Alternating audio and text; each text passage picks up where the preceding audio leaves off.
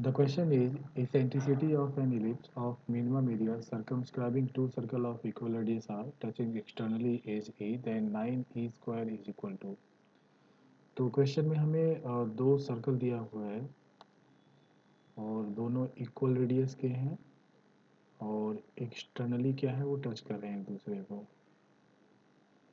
ठीक है, वो एक दूसरे को एक्सटर्नली इस तरह से टच कर रहे हैं। तो अब हमें जो है कि उस इलिप्स की सेंट्रिसिटी फाइंड आउट करना है जो कि जिसके अंदर ये दोनों सर्कल हों और वो इलिप्स लीस्ट एरिया का हो। तो ये तभी पॉसिबल है जबकि वो इलिप्स ऐसे कि आपने एक इलिप्स इस तरह का अगर आपने बना लिया, ठीक है, तो जाहिर सी बात है कि इसको आपको स्क्वीज करना है तब तक कि जितना पॉसिबल है। तो उसके लिए पॉसिबल हुआ कि इलिप्स जो होगा वो इन दोनों सर्कल को इंटरनली टच कर रहा होगा। ठीक है, अब दूसरी बात आती है कि वो इलिप्स की ओरिएंटेशन किस तरह से होगा। तो यहाँ पे आप सिमेट्री से आप समझ सकते हो कि अगर मेजर एक्सिस जो है इनके कॉमन जो सेंटर है यहाँ पर दोनों सर्कल के, उस लाइन के लॉन्ग अगर हम मेजर एक्सिस को रखेंगे तो हमारे पास क्या मिलेगा, और इलिप्स स्मॉलेस्ट साइज का मिलेगा। तो जो रिक्वायर्ड इलिप्स होगा वो आप कुछ इस तरह से इसको समझ सकते हैं कि ये इलिप्स ये ऐसे इसको और एक्सटर्नली इसको इनक्लोज करता हुआ होगा। ठीक है, इसको इस तरह से एक्सटर्नली इनक्लोज कर रहा होगा। ठीक है, बाहर लिख हटा देते हैं। तो इस तरह का कोई एक इलिप्स होगा जिसका कि मेजर एक्सिस अलोंग दिस इनके सेंटर C1 और C2 के अलोंग होंगे। इसके अलोंग जो होगा इसका मेजर एक्सिस होगा। ठीक है, और माइनर एक्सिस सिमेट्री से हम ये कह सकते हैं कि जो कॉमन टेंजेंट लाइन होगी यहाँ पर ट्रांसवर्स जो टेंजेंट होगा C1 C2 के बीच का, उसी के अलॉन्ग जो हमारा होगा माइनर एक्सिस होगा इलिप्स का। ठीक है, अब इस चीज़ में अगर हमें इसमें कोऑर्डिनेट ज्योमेट्री में जाना है तो हमको कोऑर्डिनेट एक्सिस की जो पोजीशन है बहुत ही सिंपलेस्ट लेनी पड़ेगी। तो सिंपलेस्ट में हो सकता है कि इन्हीं लाइन के अलॉन्ग जो है हम एक्स एक्सिस और वाई एक्सिस ले लेते हैं। तो यहाँ पर ये पॉइंट क्या हो गया, ओ हो गया। ठीक है, तो यहाँ पे जो सेंटर का कोऑर्डिनेट क्या हो जाएगा, सर्कल का सेंटर आर कॉमा जीरो हो जाएगा, इधर माइनस आर कॉमा जीरो हो जाएगा, पहला चीज़। अब दूसरी चीज़ यहाँ पर है कि कंडीशन इस पे हम एलिप्स और अच्छा एलिप्स का और सर्कल की इक्वेशन, अगर हम सर्कल की इक्वेशन अगर लिखते हैं तो सर्कल इक्वेशन क्या हो जाएगा, एक्स माइनस आर, C1 के लिए लिख रहे हैं यहाँ पे हम, सॉरी ये C2 के लिए। ठीक है, तो एक्स माइनस आर का square plus Y minus zero का square this is equal to R square हो जाएगा। तो इसको अगर हम सिंप्लीफाई करेंगे तो ये हो जाएगा X square plus Y square equal to 2rx हो गया। तो ये इक्वेशन वन हो गया। अब आते हैं दूसरा एलिप्स की इक्वेशन के लिए आते हैं। तो अब एलिप्स की इक्वेशन के लिए हम क्या कर सकते हैं, स्टैंडर्ड फॉर्म ले लेते हैं। तो ये हो गया x square by A square की बजाय ए लेते हैं। ठीक है, थोड़ा कैलकुलेशन आसान रहेगा। वाई स्क्वायर अपॉन बी लेते हैं इक्वल टू वन, और यहाँ पे हमने ए ग्रेटर देन इसको बी लिया हुआ है। ठीक है, A greater than B greater than zero हो गया। ठीक है, तो यहाँ पर ये ए है और यहाँ पर ये बी है। अब इलिप्स यहाँ पे जो जब हमने ये जो कॉमन पॉइंट होगा यहाँ पर और इसको इलिप्स सर्कल को इंटरनली टच करा है यहाँ पर, तो ये एक कॉमन पॉइंट ऑफ टेंजेंसी कह सकते हो होगा। और उसके साथ साथ यानी कि ये अगर हम इसको पॉइंट पी लेते हैं यहाँ पर, तो ये एक पॉइंट होगा जो कि सर्कल पे भी होगा और एलिप्स पे भी होगा। और साथ ही साथ यहाँ पर अगर हम पी पे अगर हम नॉर्मल अगर ड्रॉ करते हैं तो ये नॉर्मल दोनों के लिए कॉमन होगा, क्योंकि इस पॉइंट पी पर दोनों का टेंजेंट सेम है। तो पी पे ही नॉर्मल दोनों के लिए इलिप्स और सर्कल के लिए सेम होगा। अब चूंकि सर्कल का कोई भी आप नॉर्मल लीजिए तो हमेशा कहाँ से पास करता है, वो सेंटर से पास करता है। तो यहाँ पे हो जाएगा कि इस कॉमन पॉइंट पी पे जिसको कि आप कुछ भी ले सकते हो, वो कहाँ से पास करेगा, वो नॉर्मल से पास करेगा। तो ये भी एक कंडीशन ले सकते हो आप कि normal to both ellipse and circle at common point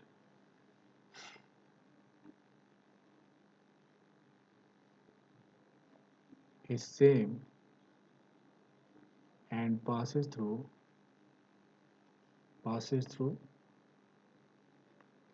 center of the circle. ठीक है, तो ये मतलब ये कुछ ऑब्जर्वेशंस हैं जो कि आप ले रहे हैं, इसमें आप देखते हैं कि हमें ज़रूरत कहाँ पे क्या पड़ता है। ठीक है, दूसरा चीज़ सिमेट्री से आप ये कह सकते हो, आप कैसे कॉमन पॉइंट हम टेंस की अगर बात करते हैं, ये पी हो गया तो यहाँ पर एक क्यू हो गया, ये आर हो गया और यहाँ पर ये क्या हो जाएगा, एस हो गया। तो यहाँ पे सिमेट्री से हम ये कह सकते हैं इस चीज़ के लिए कि पी और एस का, P and S have same x coordinate होगा, सेम एक्स कोऑर्डिनेट होगा। ठीक है, तो इसी तरह से है कि अगर हम क्यू एंड आर के लिए कहें तो उसके लिए सिमेट्री से, और उसी तरह सिमेट्री से ये भी कह सकते हैं कि पी एंड क्यू के पास क्या होगा, सेम वाई कोऑर्डिनेट होगा, सेम वाई कोऑर्डिनेट होगा, और आर एंड एस के पास भी क्या होगा, सेम वाई कोऑर्डिनेट। ये कुछ ऑब्जर्वेशन हो गया। तो अब यहाँ से हम क्या कर सकते हैं कि हम सर्कल C2 यानी कि जो ये वाला सर्कल है इसको और इस इलिप्स के इक्वेशन को कंसिडर करते हैं। ठीक है, तो अब यहाँ पे सर्कल C2 और इलिप्स जो है उसके लिए एक्स कोऑर्डिनेट क्या है, सेम है। तो यहाँ पे हम क्या कर सकते हैं कि इस सर्कल की इक्वेशन को और इलिप्स के इक्वेशन 1 एंड 2 को हम सॉल्व कर सकते हैं। तो उसमें हम y को एलिमिनेट कर लेते हैं, तो x में क्या मिलेगा, क्वाड्रेटिक, और फिर उसमें हम डिस्क्रिमिनेंट को जीरो कर सकते हैं क्योंकि यहाँ पे जो x की वैल्यू जा रही है वो क्या है, सेम आ रही है। तो पहले इसको y को एलिमिनेट कर लेते हैं 1 एंड 2 से, तो फ्रॉम 1 एंड 2, तो यहाँ से क्या आ जाएगा, X square by A plus Y square को लिखेंगे 2rx minus X square divide by B, this is equal to 1 हो गया। अब इसको यहाँ पर क्वाड्रेटिक इसका बना लेते हैं x में, तो ये हो जाएगा X square times of 1 by A minus 1 by B हो गया, और plus 2r by B times of x हो गया माइनस 1 इक्वल टू 0। तो ए because above equation has equal root, so discriminant क्या हो जाएगा, यहाँ पर discriminant will be equal to 0। तो यहाँ से हम इसको सॉल्व करेंगे तो ये हो जाएगा 2r by B square minus 4 into minus 1 और into 1 by A minus 1 by B equal to क्या हो जाएगा, इसी 0 हो गया। अब यहाँ से इसको सॉल्व करते हैं तो ये 4 और 4 को हटा सकते हैं, तो ये हो जाएगा अब R square upon B square और plus this is B minus A divide by, ये हो गया हमारे पास ए बी हो गया, इक्वल टू 0 हो गया ये। ठीक है, यहाँ तक। अब इसको अगर फर्दर सिंप्लीफाई कर सकते हैं तो बी स्क्वायर ए से मल्टीप्लाई कर लेंगे तो ये हो जाएगा आर स्क्वायर और दिस इज ए प्लस और B square minus A B हो गया। ठीक है, इक्वल टू 0 हो गया यहाँ से। तो ये हमारे पास एक कंडीशन आ गया। ठीक है, इसको एक कंडीशन 3 बोल देते हैं। अब उसने कहा है कि लीस्ट एरिया होना चाहिए एलिप्स का, तो अगर हम एरिया ऑफ एलिप्स की अगर बात करें, एरिया ऑफ एलिप्स की अगर बात करें तो ये क्या हो जाएगा, this is pi half of the major axis length into half of the minor axis length. तो ये क्या हो जाएगा, under root a into under root b हो जाएगा। तो इसको हम लोग क्या लिख सकते हैं, this is pi under root क्या हो गया, दिस इज ए बी हो गया। ठीक है, यहाँ तक ओके। अब यहाँ से क्या कर सकते हैं कि हमारे पास यहाँ पे दो वेरिएबल हैं और यहाँ भी हमारे पास आर तो फिक्स है ये, तो यहाँ पर ए और बी है यहाँ पर, तो इसको हम ए को एलिमिनेट कर देते हैं, यहाँ से ए को बी के फॉर्म में एक्सप्रेस कर लेते हैं। तो यहाँ से हमारे पास ए आ जाएगा और ये क्या हो जाएगा, this is a equal to, इसको क्या लिख सकते हैं, दिस इज बी स्क्वायर और divide by b minus are square हो जाएगा। ठीक है, यहाँ तक b square divide by b minus are square हो गया। अब यहाँ से हम इसको अगर डेल्टा स्क्वायर लिखते हैं यहाँ पे, तो जो मिनिमम की कंडीशन इसके लिए होगा वही हमारे पास पाई स्क्वायर ए बी के लिए भी होगा। तो यहाँ से दोनों के लिए कंडीशन सेम आएगा, वैल्यू अलग अलग होगी, तो भाई कंडीशन से मतलब है अभी। तो अब यहाँ से pi square into b into क्या हो जाएगा, b square divide by b minus are square. अब हमारे पास जो इलिप्स का एरिया का फंक्शन आ गया वो एक सिंगल वेरिएबल में आ गया, that is b cube divide by b minus are square. ठीक है, अब इसको अगर मिनिमाइज करना है तो हम क्या कर सकते हैं कि डेरिवेटिव का मदद ले सकते हैं यहाँ पर। ठीक है, तो यहाँ पर इसको अगर हम डिफ्रेंशिएट करते हैं तो बी के रेस्पेक्ट में, तो यहाँ से कितना आ जाएगा, भैया पाई स्क्वायर एक कांस्टेंट बाहर निकाल लेते हैं, this is B minus are square into 3b square minus B cube into B minus are square का derivative with respect to B क्या हो जाएगा 1, और यहाँ से बी माइनस आर स्क्वायर का ये स्क्वायर हो गया। ठीक है, अब इसको लिख सकते हो आप, this is pi square divide by b minus are square का स्क्वायर हो गया, एंड यहाँ से आ जाएगा, इसको मल्टीप्लाई करेंगे तो 3b क्यूब हो जाएगा, और एक बी क्यूब यहाँ पे है तो इसको लिख सकते हो आप, दिस इज 2b क्यूब, और माइनस कितना हो जाएगा 3b स्क्वायर आर स्क्वायर। ठीक है यहाँ तक, तो यहाँ से हमारे पास b की दो वैल्यू आई, एक तो b, इसको जब हम जीरो करेंगे, इक्वल टू जब जीरो करेंगे तो हमारे पास b की दो वैल्यू आएगी, एक तो जीरो आएगा और दूसरा क्या आएगा 3r स्क्वायर बाई 2 आएगा।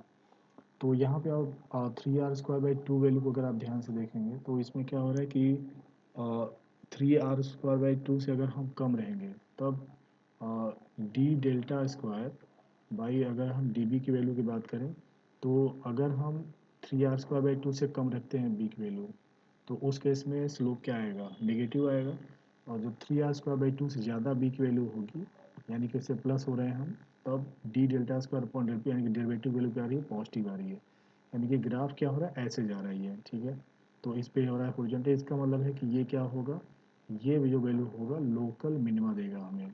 ठीक है, लोकल मिनिमा। तो यहाँ से हमारे पास आ गया कि जब डेल्टा स्क्वायर, यानी कि डेल्टा जो होगा, this will be delta is minimum, is minimum when b equal to 3r square, 3r square by 2 हो गया। ठीक है, तो एक हमारे पास बी की वैल्यू आ गई 3r स्क्वायर बाई 2।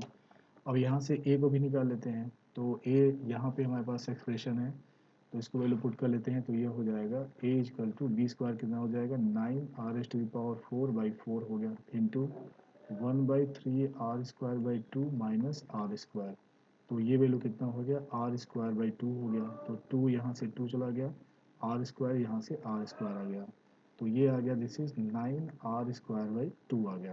ठीक है, अब आते हैं ए और बी पता चल गया, तो अगर ए और बी पता चल गया तो हम इसेंट्रिसिटी निकाल सकते हैं। ई क्या होता है, this is 1/1 minus under root में 1 minus semi major axis, semi minor axis का square divide by semi major axis का स्क्वायर, तो यानी कि इसको हम सीधे बी अपॉन ए लिख सकते हैं। ठीक है, तो यहाँ से ये आ जाएगा 1 माइनस, और दिस इज बी की वैल्यू कितनी है 3r² बाई 2 हो गया, इंटू 2/9r² हो गया, 1/a की वैल्यू, तो r² से गया, 2 से गया, और 3 यहाँ से 9 को 3 कर दिया, तो ये कितना आ गया, दिस इज अंडर रूट 2/3 आ गया, ई की वैल्यू आ गया, और पूछा है कितना 9e² पूछा है ये।